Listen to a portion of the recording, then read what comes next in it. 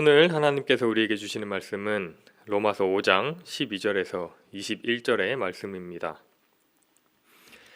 그러므로 한 사람으로 말미암아 죄가 세상에 들어오고 죄로 말미암아 사망이 들어왔나니 이와 같이 모든 사람이 죄를 지었으므로 사망이 모든 사람에게 이르렀느니라. 죄가 율법 있기 전에도 세상에 있었으나 율법이 없었을 때에는 죄를 죄로 여기지 아니하였느니라. 그러나 아담으로부터 모세까지 아담의 범죄와 같은 죄를 짓지 아니한 자들까지도 사망이 왕노릇하였나니 아담은 오실자의 모형이라. 그러나 이 은사는 그 범죄와 같지 아니하니 곧 한 사람의 범죄를 인하여 많은 사람이 죽었은즉 더욱 하나님의 은혜와 또한 한 사람 예수 그리스도의 은혜로 말미암은 선물은 많은 사람에게 넘쳤느니라. 또 이 선물은 범죄한 한 사람으로 말미암은 것과 같지 아니하니 심판은 한 사람으로 말미암아 정죄에 이르렀으나 은사는 많은 범죄로 말미암아 의롭다 하심에 이름이니라. 한 사람의 범죄로 말미암아 사망이 그 한 사람을 통하여 왕노릇 하였은즉 더욱 은혜와 의의 선물을 넘치게 받은 자들은 한 분 예수 그리스도를 통하여 생명 안에서 왕노릇 하리로다. 그런즉 한 범죄로 많은 사람이 정죄에 이른 것 같이 한 의로운 행위로 말미암아 많은 사람이 의롭다 하심을 받아 생명에 이르렀느니라. 한 사람이 순종하지 아니함으로 많은 사람이 죄인 된 것 같이 한 사람이 순종하심으로 많은 사람이 의인이 되리라. 율법이 들어온 것은 범죄를 더하게 하려 함이라. 그러나 죄가 더한 곳에 은혜가 더욱 넘쳤나니 이는 죄가 사망 안에서 왕노릇한 것 같이 은혜도 또한 의로 말미암아 왕노릇하여 우리 주 예수 그리스도로 말미암아 영생에 이르게 하려 함이라. 아멘. 신앙생활을 처음 하면서 궁금했던 것 중에 하나는 나는 왜 죄인인가 하는 것이었습니다. 나는 지금까지 죽어서 지옥 갈 만한 그런 죄를 지은 적이 없는 것 같은데 교회에서는 내가 꼭 흉악한 죄인으로 규정되는 것 같았습니다. 나중에서야 아담의 죄가 우리에게 이어진다고 하는 원죄라는 게 있다는 것을 알게 되었지만 그래도 잘 이해되지는 않았습니다. 이후에는 또 이런 의문이 들었습니다. 아담이라는 태초의 인간이 나와 무슨 상관이 있길래 그 죄가 나에게 영향을 줄 수 있는 것인지, 2000년 전에 있던 예수라는 사람이 나와 무슨 상관이 있길래 그분의 죽음이 나에게 구원을 줄 수 있는지 궁금했습니다. 여러분은 어떠십니까? 로마서는 이렇게 믿음과 신앙에 대한 의문들에 비교적 명확한 답을 내려주는 성경입니다. 바울의 칭의론, 이신득의 같은 기독교의 핵심 교리들도 이 로마서에서 나옵니다. 오늘 이 새벽 로마서의 말씀을 통해 다시 한번 믿음을 바로잡고 하나님의 은혜를 깨닫는 시간이 되시기를 소망합니다. 오늘 본문에서 바울은 아담과 예수님을 대조하며 우리가 어떻게 죄인이 되었고 어떻게 다시 의로워질 수 있는지 설명하고 있습니다. 바울은 내가 왜 죄인이야? 라는 질문에 인간은 다 죄를 지어 그러니까 너도 어쩔 수 없이 죄인이야 와 같은 1차원적인 설명이 아닌 죄의 근본적인 원리를 설명합니다. 여기서 가장 핵심적인 원리는 대표와 연합의 원리입니다. 쉽게 설명하자면 이렇습니다. 1969년에 인류가 최초로 달에 발을 내딛은 것을 기억하실 것입니다. 닐 암스트롱이라는 사람이 달을 처음 밟았는데 그때 세계 각지의 많은 사람들이 그 모습을 보고 고향감, 또 성취감, 인류가 해냈다 같은 감정들을 느꼈다고 합니다. 나와 닐 암스트롱 사이에는 아무 관계도 없고 그들이 달에 간 것이 사실 나와는 아무 상관도 없지만 우리는 오늘날에도 우리가 달에 간 것처럼 인간의 위대함을 이야기하곤 합니다. 그것은 닐 암스트롱이 온 인류를 대표했기 때문입니다.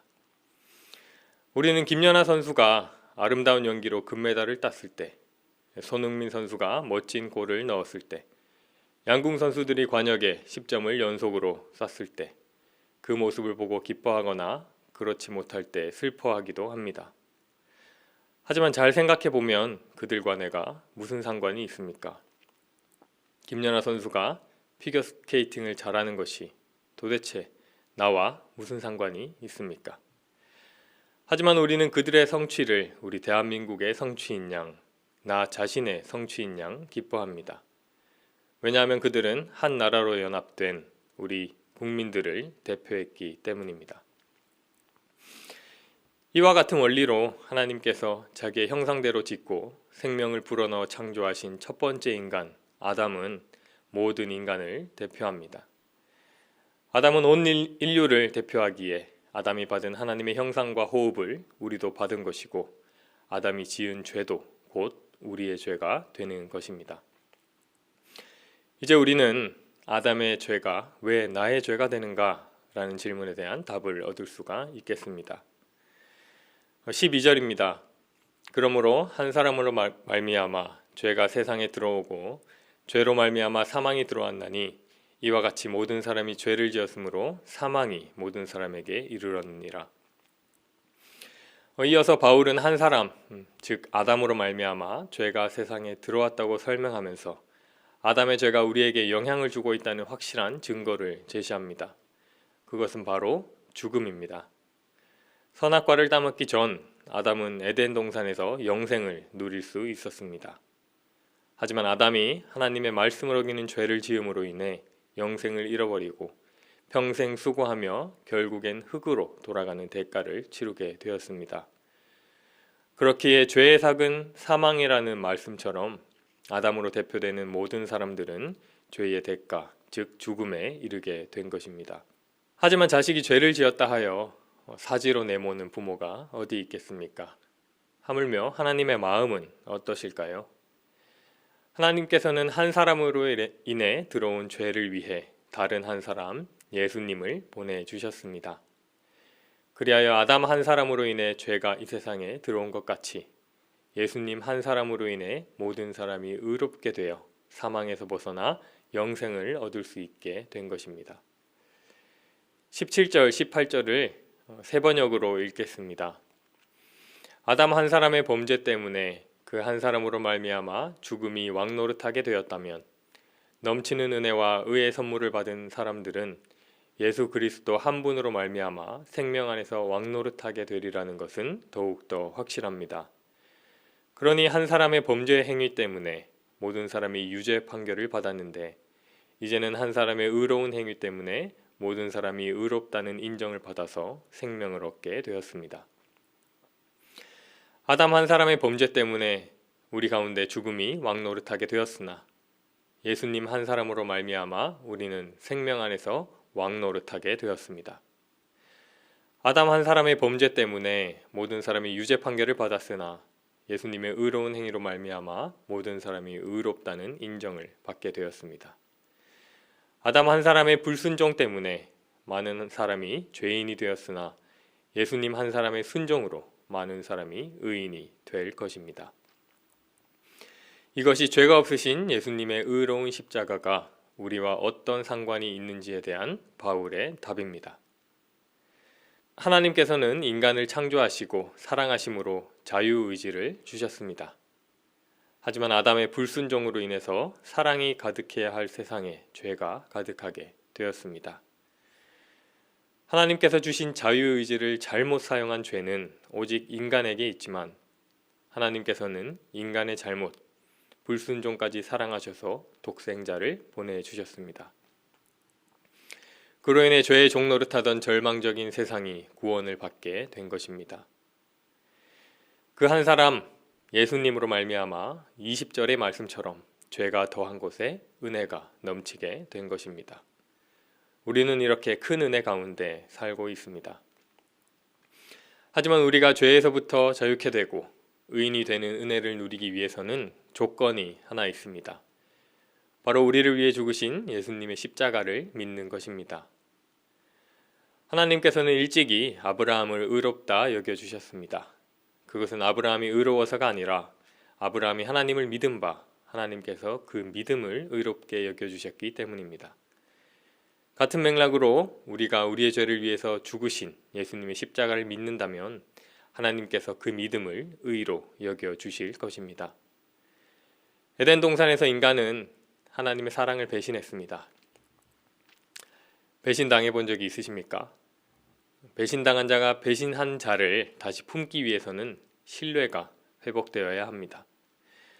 그러므로 우리에게 배신당한 하나님께서는 신뢰의 회복을 먼저 원하셔야 마땅하지만 그렇게 하지 않으셨습니다.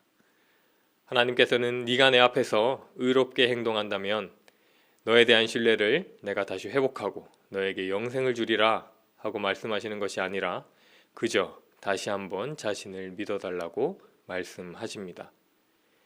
이 크신 은혜에 따라 우리는 믿음만으로 구원에 이룰 수가 있습니다.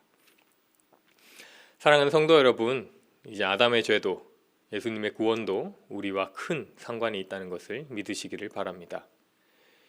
예수님께서 의롭지도 않고 경건하지도 않고 자격도 없는 우리를 위해 십자가 위에서 죽으셨다는 사실을 마음속 깊이 믿으시기를 바랍니다. 그리고 예수님을 향한 그 믿음으로 말미암아 구원의 문을 열고 들어가는 성도님들이 되시기를 간절히 소망합니다. 함께 기도하겠습니다.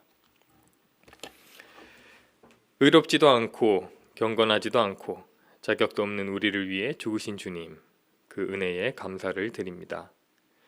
그 은혜를 힘입어 죄의 권세에서 벗어나 생명 안에 거할 수 있는 우리가 되도록 인도하여 주시옵소서. 믿음으로 하나님의 은혜 아래 거하며 영생을 누리는 우리가 되도록 인도하여 주시옵소서. 예수님의 이름으로 기도합니다. 아멘. 함께 주기도문 하시겠습니다. 하늘에 계신 우리 아버지, 아버지의 이름을 거룩하게 하시며 아버지의 나라가 오게 하시며 아버지의 뜻이 하늘에서와 같이 땅에서도 이루어지게 하소서. 오늘 우리에게 일용할 양식을 주시고 우리가 우리에게 잘못한 사람을 용서하여 준 것 같이 우리 죄를 용서하여 주시고 우리를 시험에 빠지지 않게 하시고 악에서 구하소서.